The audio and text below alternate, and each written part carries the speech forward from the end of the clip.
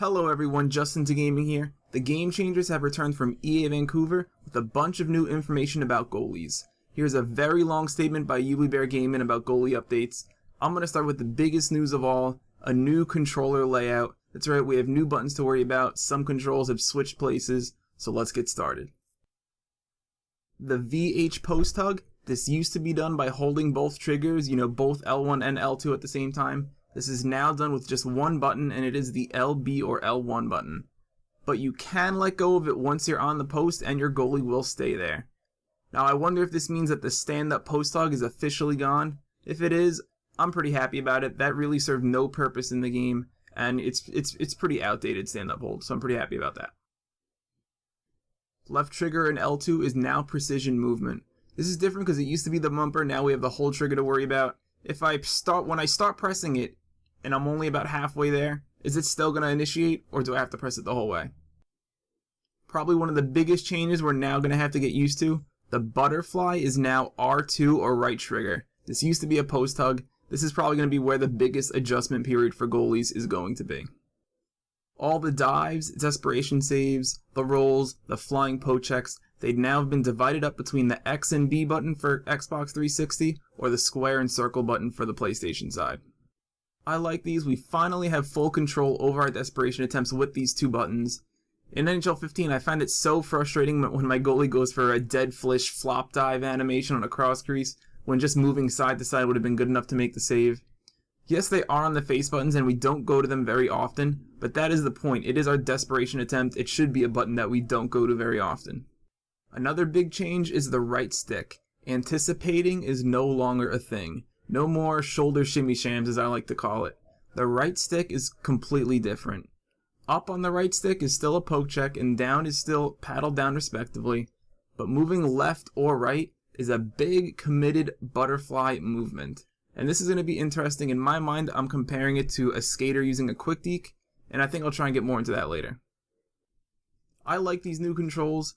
I like the fact that it seems that they've gotten rid of the stand-up post hug. It really served no purpose, and replacing it with the VH is much better. It's more updated with today's goalies. The concept of the right stick being able to control side-to-side movements could be very useful for cross creases. This does sound like a committed save. It's a big movement, so I do expect there to be some sort of recoil or delay before your next movement.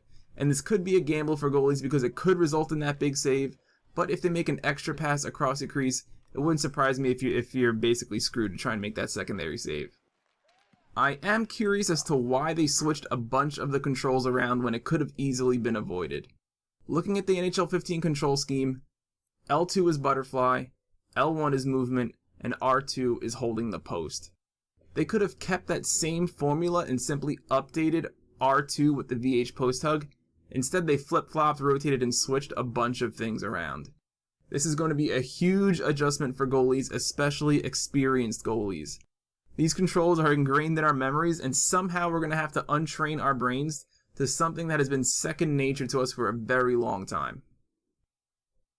That's the first big piece of information. The next is goalie height. Goalies were capped somewhere between 6'1" and 6'2". This is much shorter than what I was expecting. I was guessing somewhere between 6'3", 6'4", with today's NHL goalies being taller than ever. Some people might not care about goalie height, but I think this could have a significant effect on how we play the position. In previous NHL games, the simplest way to play goalie is to use a 6'9" goalie or something close to the max height, sit butterfly towards the middle of your crease, and with the right stick, use your giant limbs to cover the high shots. Now, success isn't guaranteed this way. You still have to make your reads and move around a little bit, but it is the simplest way to play goalie. Almost every goalie has tried this at this point. I've done it, and personally, I find it very frustrating that the toughest position in all of sports can be simplified to something as max height, butterfly, right stick. So when I hear the fact that goalies will be as short as 6'2", I'm hoping that this means we have to be more aware of our top corners and stand up in situations where it actually calls for it instead of relying on our limbs to make the save for us. Maybe this will force goalies to be aggressive once in a while, because right now in NHL 15, there are very few situations where I even leave halfway out of the crease.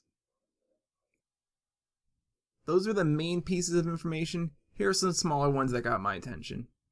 For one, the Game Changers have talked to EA about goalies controlling the extra skater during a delayed penalty.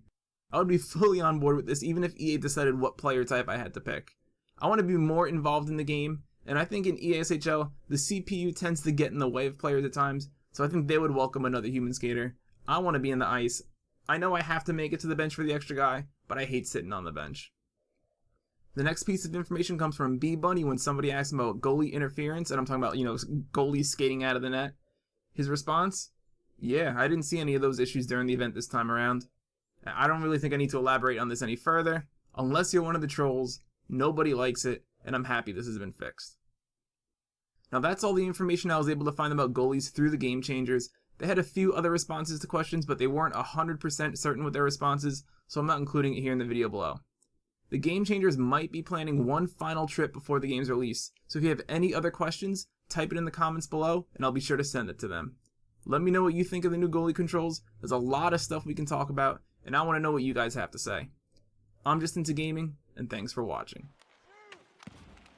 Oh, big save, Goalie.